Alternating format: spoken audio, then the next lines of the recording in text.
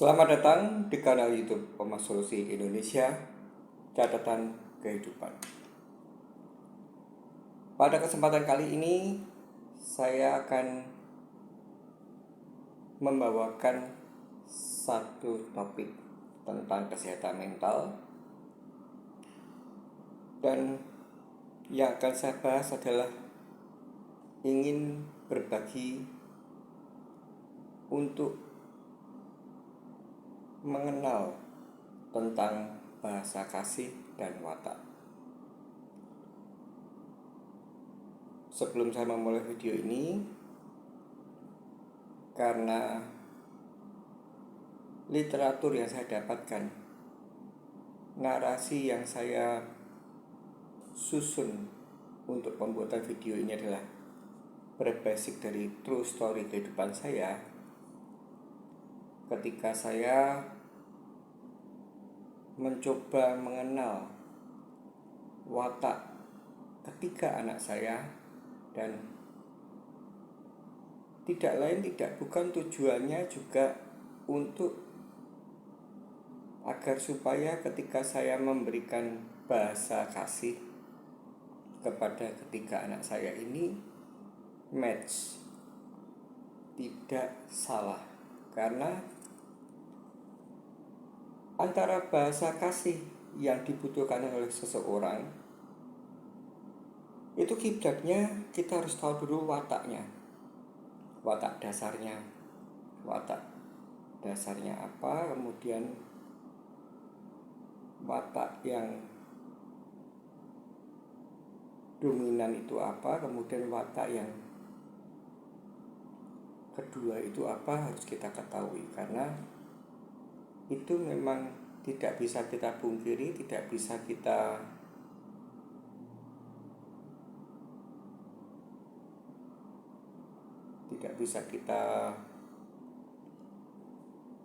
sanggah bahwa itu saling terkait. Dan oleh sebab itu, karena topik kesehatan mental yang saya bawakan ini membutuhkan literatur yang lain tentang watak manusia itu ada apa saja dan bahasa kasih itu ada apa saja, saya akan mencoba menguraikan dulu tentang watak dulu. Di kisaran tahun 1800-an ya.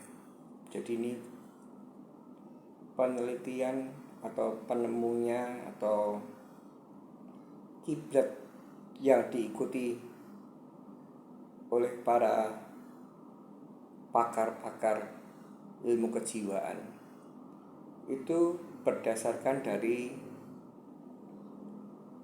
seorang peneliti bernama Hippocrates. Hippocrates ini di tahun yang sangat lama sudah bisa menyimpulkan bahwa manusia itu pada dasarnya ada 4 macam watak. Dan bahasa atau istilah yang digunakan oleh Hippocrates adalah, pertama adalah plekmatis,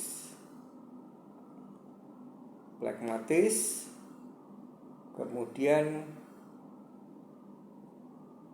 bahasa kedua untuk jenis watak manusia adalah melankolis, kemudian jenis ketiga untuk watak seseorang manusia dinamai dengan koleris, dan yang terakhir adalah sanguinis. Dan supaya kita tidak bingung, atau saya berusaha untuk memberikan analog dalam pembahasan ini, Pertama-tama saya akan sebutkan dulu watak-watak dasar dari 4 macam yang telah dijabarkan atau telah disimbolkan oleh Hippocrates. Dari 4 jenis watak tadi, yang pertama saya bahas tentang Phlegmatis. Phlegmatis ini sendiri, inti dasarnya orang yang mempunyai watak phlegmatis itu hasratnya damai. Jadi orang ini lebih cenderung untuk tidak suka ribut, tidak suka kegaduhan, tidak suka hal yang terlalu spesifik. Nah, dikarenakan watak phlegmatis ini hasratnya damai, otomatis orang ini seringkali dalam bertutur kata tentang bertingkah laku itu pembawaannya dah tenang. Dan yang kedua, orang ini yang mempunyai watak phlegmatis ini jarang marah. Kemudian bisa berdiplomasi. Sisi positif ya, yang saya bahas sisi positif dulu. Yang berikutnya adalah suka metode yang praktis. Jadi tidak mau ribet. Tadi saya sampaikan di awal. Dan orang yang mempunyai watak phlegmatis ini mampu untuk mengerjakan pekerjaan yang sifatnya monoton. Sedangkan jika kita sudah menguraikan sisi positif, itu artinya akibat dari sisi-sisi positif yang telah saya sebutkan tadi, pasti ada kontranya. Kontranya itu sendiri bisa kita sebut sebagai sisi negatif, tapi sebenarnya di dalam watak itu tidak ada yang buruk. Jadi 4 watak yang sudah saya sebutkan menurut Hippocrates itu sebenarnya adalah anugerah dari Tuhan. Tidak ada yang buruk, tapi akibat dari beberapa karakter atau beberapa ciri khas positif yang ada, kalau kita pandang dari sudut positif, pasti juga ada impact ke sudut negatif. Contohnya, karena hasrat dari watak phlegmatis ini suka damai, kemudian tenang. Ini biasanya orang-orang yang mempunyai watak phlegmatis ini akibat sisi positif yang tadi menjadikan efek sisi negatif. Sehingga orang ini suka menunda-nunda sebuah masalah atau pekerjaan. Kemudian diakibatkan dari yang suka yang praktis, tenang, damai, jarang marah. Orang-orang phlegmatis ini menjadikan dari sisi positif tadi bisa timbul juga yang namanya orang ini menjadi tidak tegas, atau boleh dikatakan dalam memutuskan sesuatu itu tidak bisa cekatan. Kemudian karena hasratnya adalah damai, tenang, tidak mau ribet. Ini mengesankan bahwa orang ini tidak mempunyai motivasi. Dan juga dalam hal bersikap mengambil keputusan, itu terkadang kita ketika menemui orang yang berwatak pragmatis ini mengejas bahwa kurang pintar, kurang cepat, kurang bijak mengambil keputusan.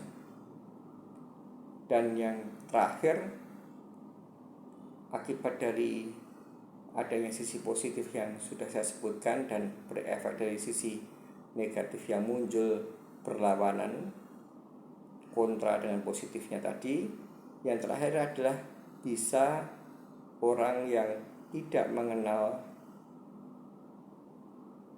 secara mendalam pada teman atau kolega atau rekan atau anaknya sendiri atau orang tuanya sendiri, itu bisa dianggap orang yang berwatak pragmatis ini kurang antusias. Dan saya akan sedikit memberikan analog supaya mudah dicerna dan bisa penonton pemirsa kanal YouTube Rumah Solusi Indonesia Catur Kehidupan bisa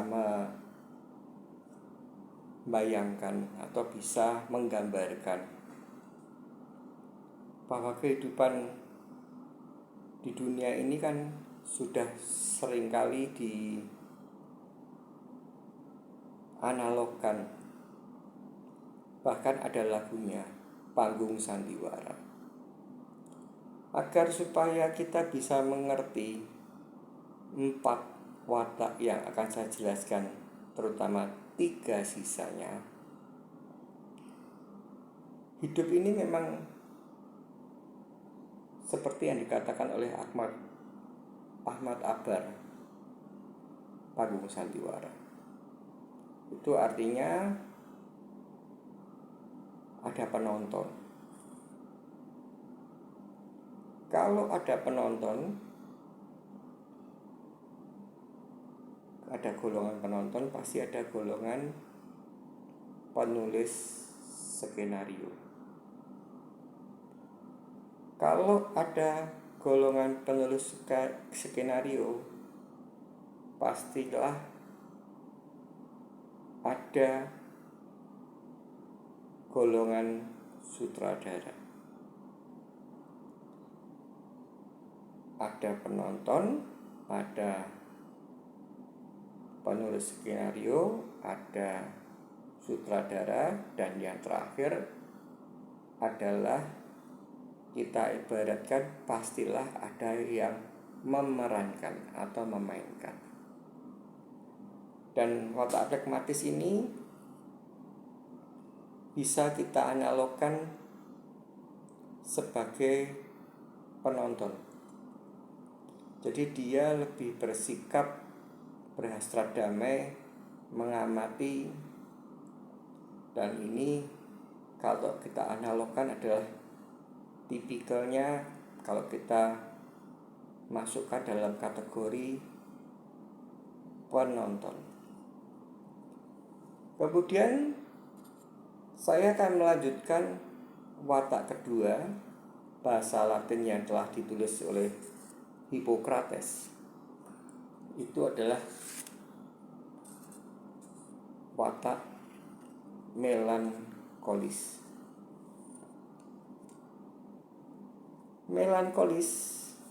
Watak melankolis ini hasratnya sempurna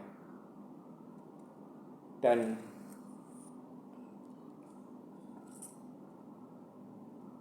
dikarenakan hasratnya ingin selalu sempurna, pasti menimbulkan sisi positif seperti plekmatis tadi, juga efek dari adanya sisi positif juga pasti akan ada sisi negatif.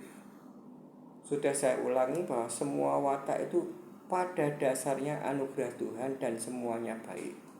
Cuman yang menggambarkan, menciri khaskan atau Hippocrates membagi manusia itu menjadi 4. Sisi positifnya karena berhasrat sempurna. Orang yang berwatak melankolis selalu mau mengerjakan semua pekerjaan secara sempurna. Dan metode dalam mengerjakan atau dalam berkegiatan atau dalam bersosialisasi atau dalam hal kehidupan sehari-harinya ini senantiasa menggunakan cara atau senantiasa suka menganalisa, analitis, mampu mengorganisasi. Dan orang melankolis ini karena hasratnya sempurna, dia tekun, disiplin,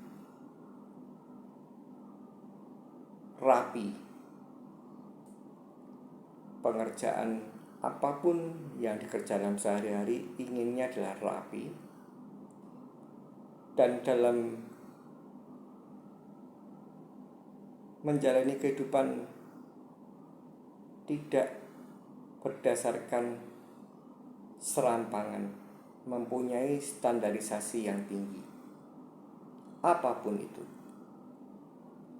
Kemudian orang melankolis ini mempunyai kemampuan yang kuat untuk memfollow up sebuah masalah. Intinya, ketika dalam satu kehidupan menemui sebuah problematika, dia jarang sekali untuk give up. Jadi kalau tadi plekmatis itu tidak mau ribet, tapi kalau melankolis ini bukan artinya suka ribet, tapi dia akan ketika menemukan sebuah problematika, ketika harus ada next step, itu dia kuat sekali untuk memfollow up sampai masalah itu tuntas sempurna sesuai dengan hasratnya. Dan akibat dari sisi-sisi positif yang sudah saya uraikan tadi, orang melankolis ini secara otomatis adalah sisi negatifnya bagi orang yang mengenal watak melankolis ini menjadi melihat, menghakimi bahwa pembawaannya adalah senantiasa serius. Efek negatif kedua yang biasanya kalau orang menilai orang melankolis adalah efek dari ingin hasratnya sempurna, itu adalah orang ini kurang bersosialisasi. Kemudian karena ingin menyelesaikan segala problematika secara tepat, secara sempurna lagi, secara tidak serampangan,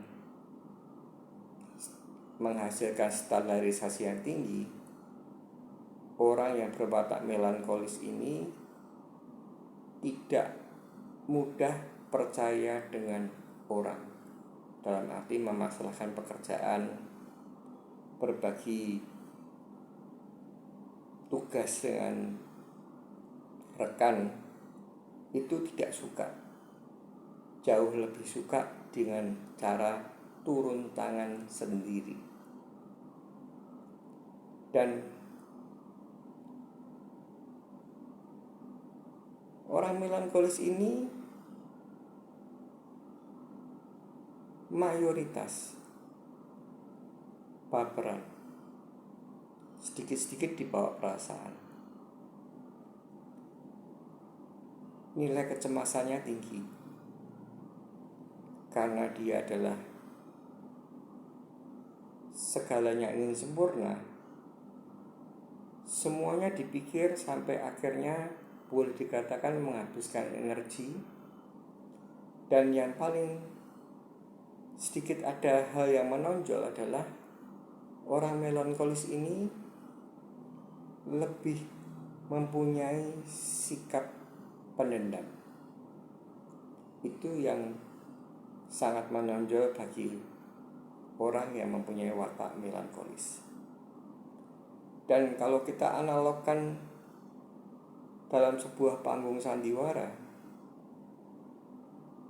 kalau plekmatis tadi kan kita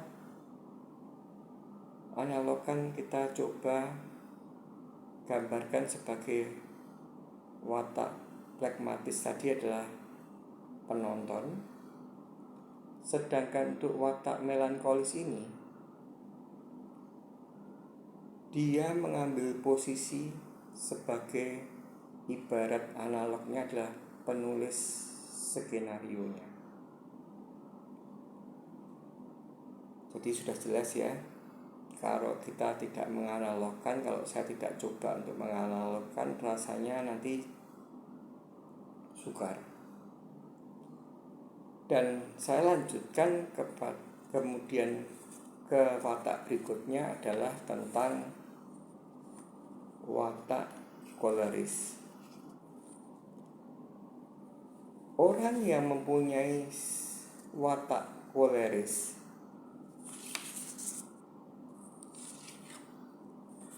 itu hasratnya adalah mengatur. Jadi kalau tadi plekmatis itu damai hasratnya. Kalau melankolis hasratnya sempurna. Kalau orang punya watak koleris, hasratnya adalah suka mengatur. Jadi kalau kita ambil dari sisi positifnya, orang yang mempunyai watak koleris ini cocok sekali untuk menjadi seorang pemimpin, atau boleh dikatakan mampu sebagai seorang pemimpin. Jadi kalau melankolis tadi, dia lebih percaya pada dirinya sendiri, inginnya dikerjakan oleh dirinya sendiri karena ingin berhasrat sempurna hasilnya, standarisasinya tinggi. Tapi kalau koleris ini, dia watak bawaannya adalah pengatur. Jadi sisi positifnya mampu untuk memanajemeni, untuk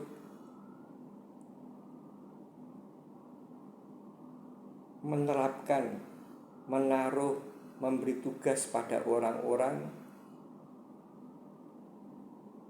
untuk mendelegasikan agar supaya semua hal dalam kehidupan yang dijalani itu bisa berjalan. Jadi lebih condong ke teamwork, tapi teamworknya dia posisi pemimpin. Sedangkan kalau melankolis tidak, lebih condong ke teamwork tapi lebih cocok atau lebih condong ke individualisme. Maka dari itu orang melankolis tadi dikatakan kurang bersosialisasi. Orang watak koleris tadi yang baru saya bahas ini juga suka tantangan, tidak pernah ragu, tegas juga, tekadnya keras, tapi akibat dari sisi-sisi positif tadi, suka mengatur, dia bisa mempunyai potensi sebagai pemimpin. Itu sisi negatif yang lainnya bagi orang yang kalau hierarkinya bukan sebuah atasan dan bawahan, tapi pertemanan atau mungkin hubungan suami istri, atau mungkin hubungan orang tua anak, atau sebaliknya anak ke orang tua. Ini kesannya kalau salah satu dari rekan, entah itu rekan kerja yang tidak berhubungan tentang pimpinan atasan, atau kita mempunyai istri, suami mempunyai seorang istri, atau istri mempunyai seorang suami, atau orang tua mempunyai seorang anak, atau anak mempunyai seorang orang tua. Itu sisi negatifnya, karena suka mengatur itu seolah-olah diktator atau bosi, sok jadi bos. Kemudian orang tipikal koleris ini seringkali suka marah. Kalau tidak sesuai dengan apa yang diinstruksikan, itu dianggap pembangkangan, tidak sesuai dengan standarisasi yang dia punya, tidak punya toleransi. Jadi apa yang diperintahkan A, ya harus dikerjakan A, tidak bisa ditawar. Dan inilah yang menjadikan sikap orang yang mempunyai watak koleris ini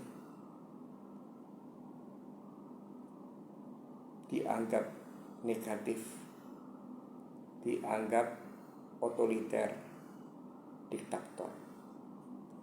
Dan jika kita, supaya kita nanti ketika membahas tentang bahasa kasih lebih bisa matching, bisa kita menggambarkan secara lebih enak,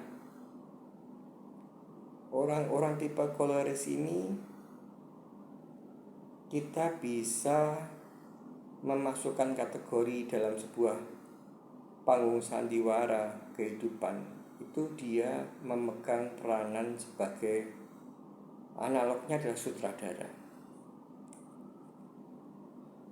Jadi tadi sudah saya sebut, kalau penonton di dalam panggung sandiwara itu berarti mempunyai, boleh dikatakan sifatnya mewakili plekmatis.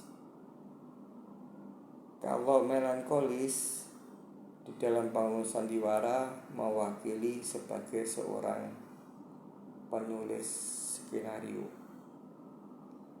Kalau koleris ini, kalau kita analogkan dalam sebuah panggung sandiwara, dia berperan sebagai seorang sutradara. Dan yang terakhir adalah bahasa Latin watak manusia yang terakhir yang dibagi oleh Hippocrates ini adalah sanguinis. Bahasa Latin sanguinis ini oleh Hippocrates itu hasratnya orang yang mempunyai watak sanguinis itu gembira. Jadi pembawaannya gembira saja. Dan watak sanguinis ini, sisi positifnya karena hasratnya gembira, otomatis orang ini ramah, hangat, antusias, bersahabat, dan mau bersosialisasi. Tapi semua kalau ada yang positif pasti ada yang negatif. Karena bukan terlalu ramah, terlalu hangat, terlalu antusias, terlalu banyak bicara, sehingga keramah tamahan ini ada orang yang terkadang menganggap sebagai sisi negatif, yaitu cerewet, banyak bicara. Dan rata-rata karena efek dari orang yang punya watak sanguinis, hasratnya gembira ini, dalam bertingkah laku, dalam menjalankan aktivitas sehari-hari menjadi ceroboh. Dan ada efek yang cukup lumayan akibat dari hasratnya gembira, hangat, antusias tadi. Emosinya ini labil dalam bersosialisasi. Dia ketika mengajak ngobrol, mengajak happy-happy, dan ketika kebetulan dia berinteraksi dengan orang yang wataknya kontra, efeknya dia merasa tidak dihormati, tidak di welcome, untuk ramahnya tidak disambut dengan welcome. Itu menjadikan emosinya labil. Dan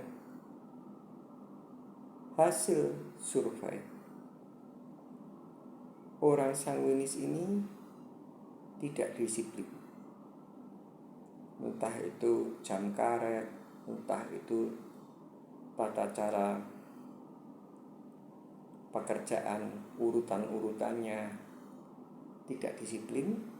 Dan karena hasratnya adalah gembira, orang sanguinis ini mempunyai egosentris yang cukup dominan.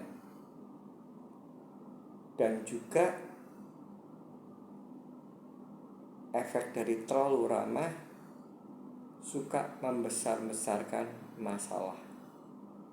Jadi ini bertolak belakang sekali dengan orang yang mempunyai watak pragmatis.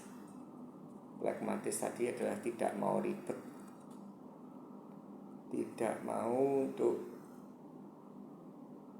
melakukan hal-hal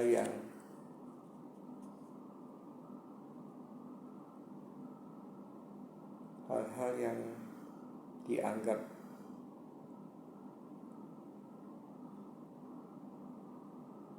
tidak perlu untuk dibesar-besarkan. Masalah besar diharapkan dikecilkan, sedangkan masalah kecil diharapkan tidak dijadikan masalah. Tapi kalau watak sanguinis karena penuh kegembiraan, hasratnya gembira, itu kadang-kadang suka membesar-besarkan problematika. Dan di watak sanguinis ini, kalau kita analogkan dalam sebuah panggung sandiwara, watak sanguinis ini berperan sebagai pemain atau aktornya. Dan itu adalah yang bisa saya jabarkan dari 4 watak yang telah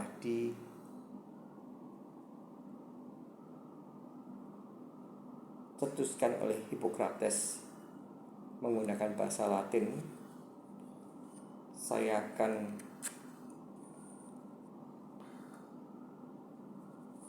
menyimpulkan bahwa pragmatis ini hasratnya adalah damai. Kemudian melankolis, hasratnya adalah sempurna. Koleris, hasratnya adalah mengatur. Sanguinis, hasratnya adalah gembira. Lalu saya akan mau masuk ke tentang bahasa kasih, karena ini akan terkait bahasa kasih ini ibarat nantinya itu dari 4 tipe manusia yang telah di breakdown oleh Hippocrates sesuai dengan bahasa Latin yang telah saya sebutkan tadi, ini mempunyai tata cara beda untuk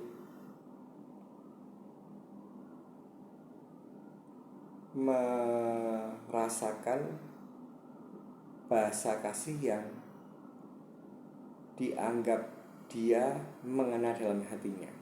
Jadi ibarat charger handphone, itu ada type A, type C. Jadi ada yang khusus untuk ngecas Android itu ada type A, type C.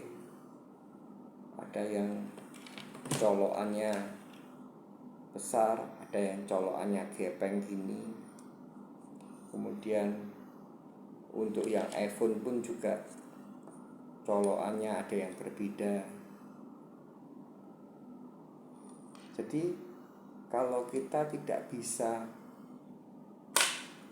mengetahui, oh tipe flegmatis itu butuhnya bukan colokan yang ini, tapi colokan yang ini.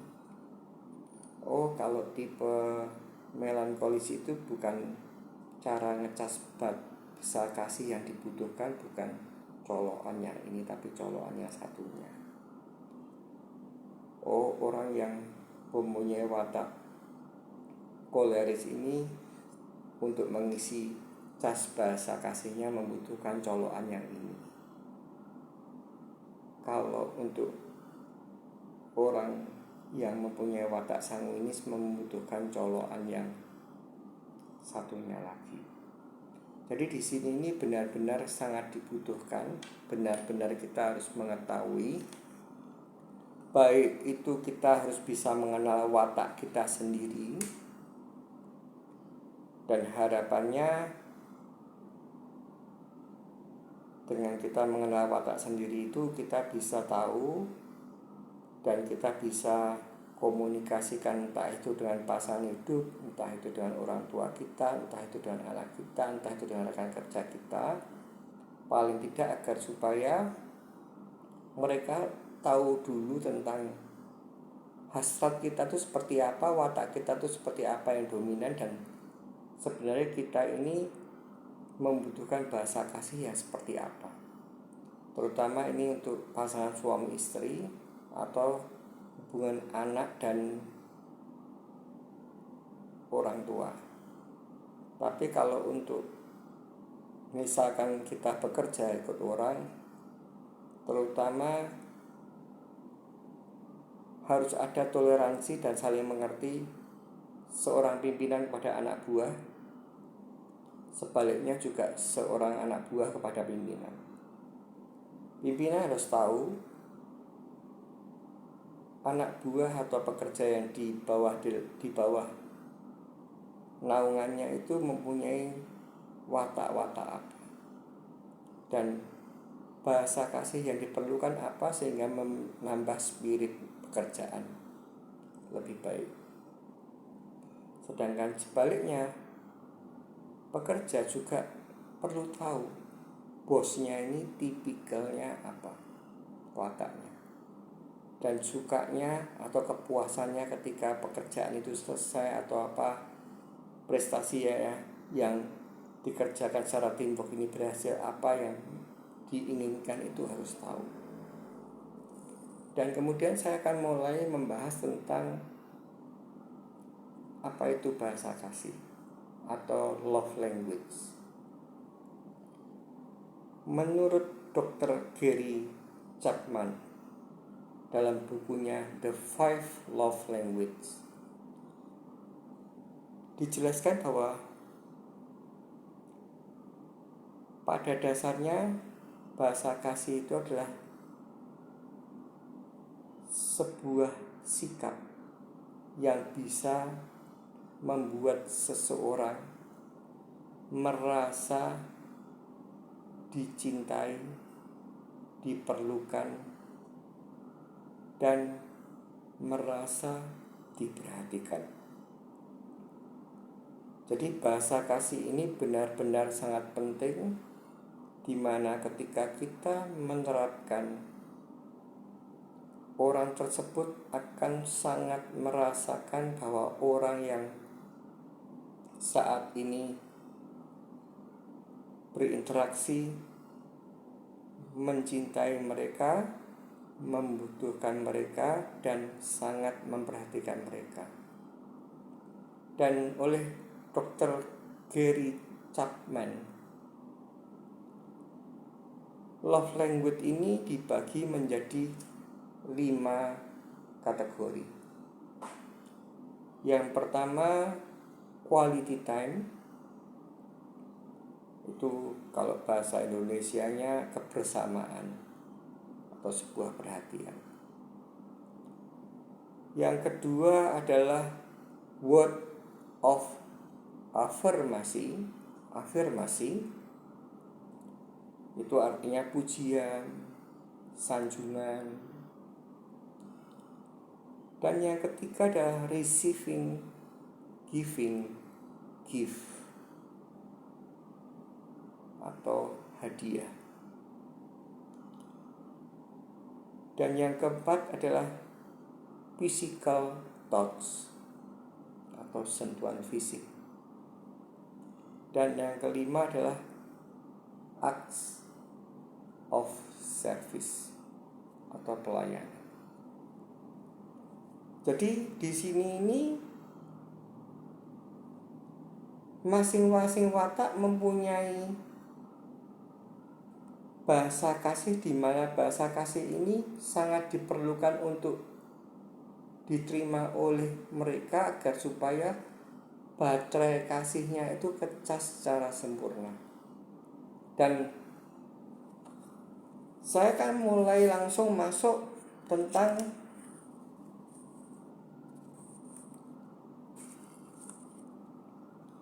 watak tadi tentang phlegmatis. Phlegmatis ini menurut sebuah survei, orang yang tipikal phlegmatis atau hasratnya adalah damai, itu baterai kasih utama yang dibutuhkan oleh dia adalah physical touch atau sentuhan fisik.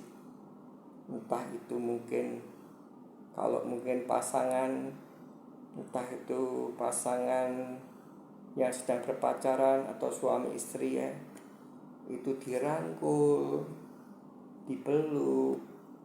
Kalau mau pergi kerja, dikecup keningnya, atau yang intinya adalah sentuhan fisik.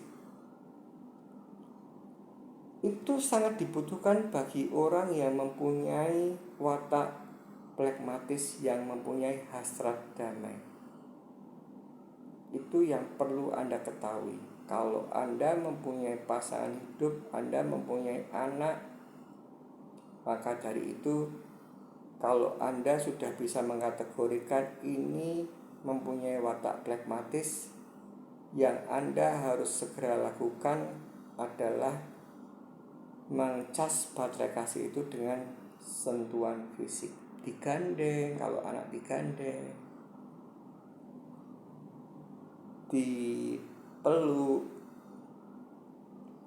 diusap-usap, dibelai-belai rambutnya.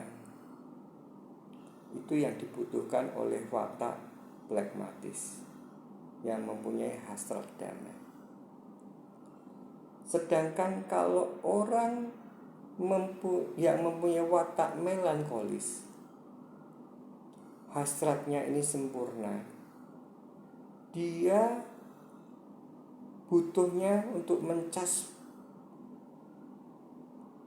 baterai kasihnya itu, bahasa kasihnya dengan cara diberi hadiah. Hadiah itu tidak selalu yang mahal, tapi misalkan kita pulang dari pergi, dibelikan makanan yang disukai oleh pasangan kita atau anak kita, atau mungkin pada saat event-event tertentu diberikan sebuah hadiah yang sifatnya adalah dia menerima suatu hal yang menunjukkan bahwa orang yang memberikan hal tersebut mencintai dirinya dan merasa diperhatikan. Itu adalah orang yang mempunyai watak melankolis. Baterai kasih utamanya adalah hadiah. Lalu orang yang mempunyai watak koleris, yang hasratnya adalah mengatur, itu bahasa kasihnya untuk bisa tercas secara sempurna itu adalah acts of service, pelayanan. Misalkan pasangan suami istri, pagi hari kalau suaminya ini mempunyai watak koleris, dibuatkan teh, dibuatkan kopi, disiapkan baju untuk mandi, disiapkan anduk. Intinya perhatian-perhatian kecil. Bukan berarti menjadi pelayan ya, tapi disiapkan obat-obatnya dan banyak hal. Sebaliknya juga demikian, istrinya disiapkan misalkan kebutuhan sehari-harinya apa, rutinitasnya, misalkan ada peralatan rumah tangga yang rusak dibenahi oleh suaminya, atau mungkin kepada anak membutuhkan apa, membuat PR misalkan, aku dibantu untuk saling bertukar pikiran mengerjakan. Itu yang dibutuhkan oleh orang yang berwatak koleris. Dan yang terakhir adalah watak sanguinis ini, itu yang tadi mempunyai hasratnya dah gembira, dia membutuhkan kata-kata pujian, word of affirmation. Jadi bagi orang-orang yang mempunyai watak sanguinis, kita kalau tahu entah itu pasangan hidup, entah itu anak, entah itu orang tua, entah itu pekerja kita, entah itu bos kita, kalau dia mempunyai watak sanguinis, seringlah memuji dia. Ibu dahsyat, pekerjaan ini sempurna, atau waduh anakku, kamu hebat, gambar yang kamu buat luar biasa. Intinya istriku, misalkan begitu, kebetulan saya tidak punya istri, masakanmu enaknya luar biasa. Atau kalau misalkan pada suamiku, kamu memang seorang kepala rumah tangga yang luar biasa. Atau mungkin pada orang tua, papaku, kamu memang papa yang idaman bagi banyak anak, mengidamankan sosok seperti papa. Itulah yang saya coba untuk jelaskan. Itulah yang saya coba untuk saya terapkan kepada ketiga anak saya. Saya harus tahu watak. Untuk mengetahui watak tadi, setelah dapat tahu wataknya apa, saya harus bisa menerapkan bahasa kasihnya. Karena memang tidak pungkiri bahwa kelima bahasa kasih itu semua orang suka. Dapat hadiah semua orang suka, dapat pelayanan semua orang suka, physical touch semua suka, sentuhan, afirmasi, pujian suka. Tapi masing-masing watak ini mempunyai baca yang dominan dulu. Yang awalnya apa, itu yang dibutuhkan dicas sampai penuh, sehingga untuk kehidupan ke depan itu tidak menjadi problematika. Dan itu tidak boleh hanya sekejap-sekejap, tapi rutin untuk kita terapkan, agar supaya dalam sebuah hubungan, entah itu hubungan anak dan orang tua dan anak, suami dan istri dan suami, pimpinan dan anak buah dan pimpinan, atau pada teman-teman, itu kita bisa saling memahami, saling klop, sehingga niscaya meredam problematika yang bisa terjadi, meredam keretakan yang bisa terjadi. Dan jika Anda bisa menerapkan itu, saya mempunyai sebuah keyakinan bahwa kehidupan ini happy adanya, tidak banyak problematika, dan itu semua tidak lain tidak bukan, walaupun berdasarkan dari teori, dan tidak sedikit ada watak kombinasi. Jadi kita harus lebih selektif, lebih mengasah perasaan kita agar supaya kita tahu. Karena watak itu sifatnya tidak cuma satu, ada watak primer, ada watak sekunder.